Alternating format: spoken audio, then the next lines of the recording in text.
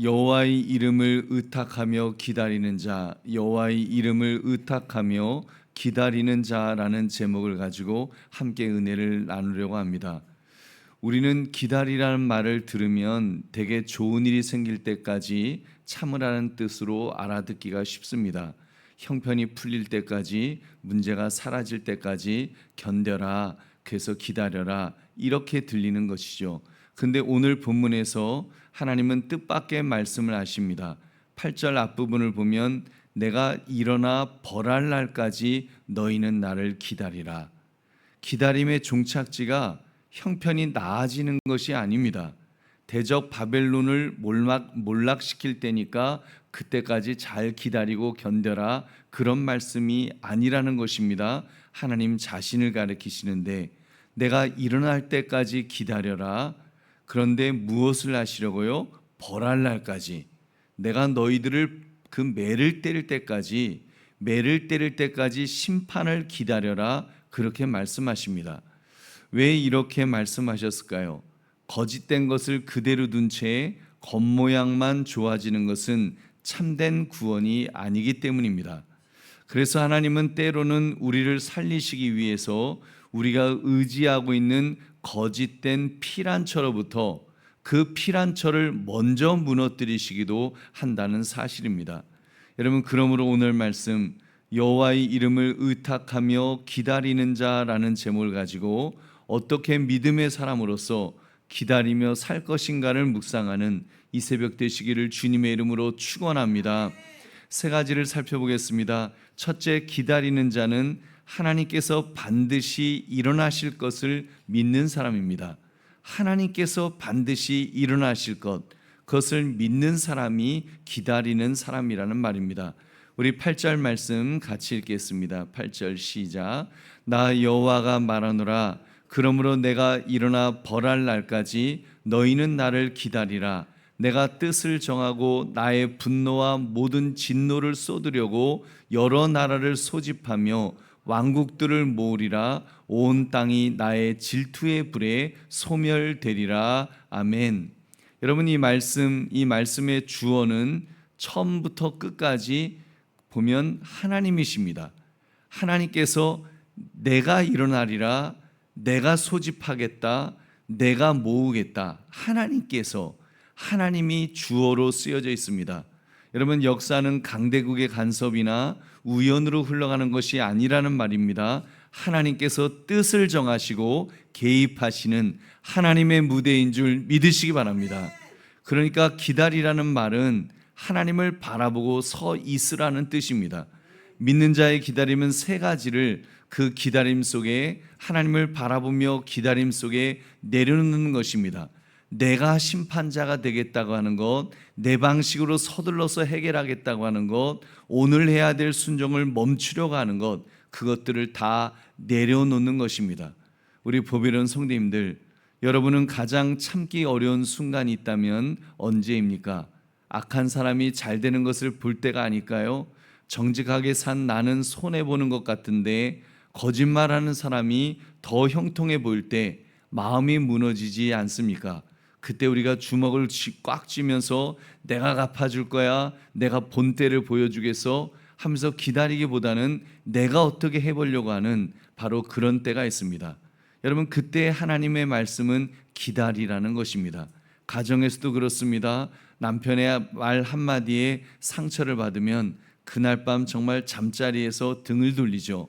그리고 말을 끊고 냉랭한 말투로 어떻게든 벌을 주고 싶어하는 것이 우리 인간의 마음입니다. 하나님은 기다리라는 것입니다. 왜요? 만약에 내가 복수하고 내가 기다리지 못하면 내가 심판의 자리에 앉는 것이기 때문입니다. 여러분, 내가 심판의 자리에 앉는 순간 나는 하나님을 기다리는 자리에서 내려오는 것입니다. 여러분, 그럴 때마다 다윗을 우리 기억해 봅시다. 여러분, 다윗은 기다리지 않습니까? 사울이 창을 들고 쫓아왔을 때, 억울하게 쫓아왔는데 정말 억울한 일을 당했는데 사울을 죽일 그 기회가 두 번이나 있었지만 그러나 그는 손을 대지 않았습니다. 여호와께서 하시리라, 그 믿음으로 기다린 줄 믿으시기 바랍니다. 그렇습니다. 기다림은 무능하기 때문이 아닙니다. 하나님이 일어나실 것을 믿는 가장 강한 믿음인 것입니다. 그러므로 내 손으로 갚으려는 마음을 내려놓고 반드시 일어나 재판하실 하나님을 바라며 견디시기를 주님의 이름으로 축원합니다. 그렇다면 믿음의 사람이 기다리는 동안 하나님은 무엇을 하실까요? 여러분, 믿음의 사람이 기다리는 동안 하나님은 뭘 하세요? 그것이 바로 두 번째, 하나님은 우리의 교만을 제거하시고 그 이름을 의탁하는 자를 남기십니다. 여러분, 우리의 교만을 제거하시고 그 이름을 의탁하는 자, 하나님을 의탁하는 자를 남기신다는 말입니다. 우리 9절 말씀 같이 읽겠습니다. 시작. 그때에 내가 여러 백성의 입술을 깨끗하게 하여 그들이 다 여호와의 이름을 부르며 한 가지로 나를 섬기게 하리니. 아멘. 입술을 깨끗하게 하신다고 그랬습니다. 여러분, 이 말은 단순히 욕을 참으라는 말씀이 아닙니다. 입술은 그 사람이 누구를 예배하는지를 드러내는 자리입니다. 우상을 부르던 그 입술이 여호와의 이름을 부르는 입술로 바뀌는 것을 말합니다. 여러분, 여기서도 우리가 주목해 볼 것이 있습니다. 내가 깨끗하게 하겠다. 하나님이 역시 주어이십니다. 여러분, 우리 자신들이 사람이 이제부터 말 조심해야지 이렇게 결심하는 데서 시작되지 않는다는 것입니다. 하나님이 주어가 되셔서 예배의 중심을 바꾸시는 데서 시작되는 줄 믿으시기 바랍니다. 우리 11절 12절 말씀 우리 이어서 우리 함께 읽겠습니다. 시작. 그날에 내가 내게 범죄한 모든 행위로 말미암아 11절 12절 시작. 그날에 내가 내게 범죄한 모든 행위로 말미암아 수치를 당하지 아니할 것은 그때에 내가 내 가운데서 교만하여 자랑하는 자들을 제거하여 내가 나의 성산에서 다시는 교만하지 않게 할 것임이라. 내가 공고하고 가난한 백성을 내 가운데에 남겨두리니 그들이 여호와의 이름을 의탁하여 보호를 받을지라. 아멘. 여러분, 여기서 보면 특히 나의 성산에서라는 말을 주의해 보십시오. 나의 성산에서 다시는 교만하게 하지 않게 할 것이라. 여러분, 성산, 그러니까 세상의 성공만 교만을 낳는 것이 아니라는 것입니다. 교만이 있는데 나의 성산에서도 교만이 있다는 것이죠. 그래서 다시는 교만하지 않게 할 것이라 말씀하시는데, 그러니까 성전에서도, 여러분 예배 안에서도 또는 직분 안에서도 교만이 자랄 수 있다는 말씀입니다. 신앙 경력을 자랑의 근거로 삼는 순간 여러분, 그것이 교만이 되게 됩니다. 내가 몇십 년 내가 신앙생활 했는데, 교회 다녔는데. 여러분, 하나님은 그런 그 종교적 교만까지 제거하시는 줄 믿으시기 바랍니다. 그리고 공고하고 가난한 백성을 남겨두신다고 하셨습니다. 여러분, 이 사람들은 자기 힘으로 이겨낸 영적 엘리트들을 가리키는 것이 아닙니다. 남겨두리니, 이 말도 역시 주어가 하나님이십니다. 하나님이 주어예요. 남은 자는 하나님이 은혜로 남기시는 줄 믿으시기 바랍니다. 노아를 떠올려 보십시오. 노아가 홍수에서 살아남은 것은 노아가 강해서가 아니었습니다. 하나님이 노아를 은혜로 남겨두신 줄로 믿습니다. 남은 자는 언제나 하나님의 은혜의 결과입니다. 우리 보배로운 성도님들, 여기서 우리 자신을 정직하게 점검해야 합니다. 나는 지금 무엇을 의지하고 있습니까? 돈입니까? 경력입니까? 사람입니까? 아니면 내가 옳다는 확신입니까? 혹시 이렇게 이 새벽재단, 내가 새벽재단을 쌓고 매일 큐티를 하니까 하나님이 나 같은 이런 사람, 이런 모습 보시고 그 기도응답 당연히 하지 않으실까? 내가 이만큼 했는데 하나님이 내 기도는 들어주셔야지 맞는 것 아닌가? 여러분, 바로 그런 마음이 성산에서의 교만을 가리킵니다. 나의 봉사와 헌신이 어느새 하나님께 청구해야 될 청구서가 되어서 그것을 내미는 근거가 되고 있지는 않느냐는 것입니다. 가장 무서운 교만임을 깨달아 회개해야 될 줄로 믿습니다. 보십시오. 세상 사람들의 교만은 눈에 잘 보입니다. 그러나 신앙의 교만은 경건의 옷을 입고 있어서 자기도 못 느낄 수가 있습니다. 오래 믿을수록 더 조심해야 하는 이유가 바로 여기에 있습니다. 그러므로 내 공로와 내 오름을 내려놓고 오직 여호와의 이름을 피란처로 삼으시기를 주님의 이름으로 축원합니다. 세 번째, 그러므로 진짜 기다리는 자는 진실과 평안의 열매를 맺게 됩니다. 진짜 기다리게 되면 진실과 평안의 열매를 하나님이 맺게 하신다는 것입니다. 여러분, 기다리는 자도 알고 보면 하나님께서 기다릴 수 있도록 남기셨다고 했습니다. 그들이 어떻게 살아가게 될까요? 우리 13절 말씀 같이 읽겠습니다. 시작.